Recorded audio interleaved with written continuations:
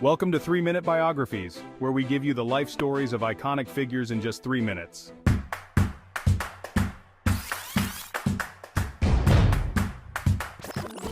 Today we're diving into the life of one of America's most beloved war correspondents, Ernie Pyle.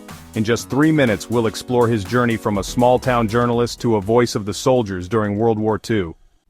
Ernest Taylor Pyle was born on August 3, 1900, in a small farmhouse near Dana, Indiana, not Albuquerque, New Mexico, as is sometimes mistakenly reported.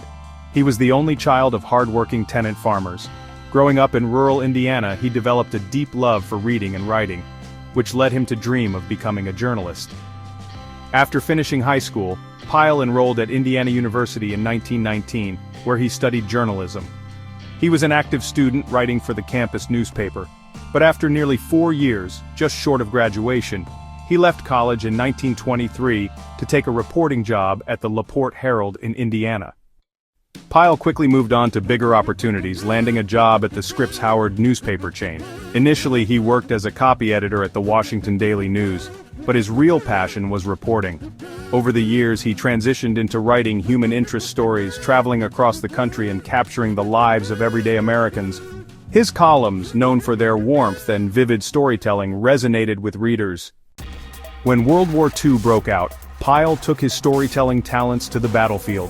In 1942, he became a war correspondent for Scripps Howard, traveling alongside U.S. troops in North Africa, Europe, and later, the Pacific.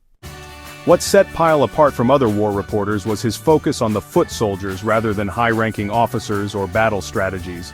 He embedded himself with the infantry, eating, sleeping, and marching alongside them. He wrote about their exhaustion, fears, and small victories, bringing their raw human experiences to life in ways that deeply moved readers back home. His most famous column, The Death of Captain Waskow, published in January 1944, was a deeply emotional account of the loss of a beloved officer. The piece, describing how soldiers mourned their fallen leader, became one of the most powerful and widely read war reports of the time.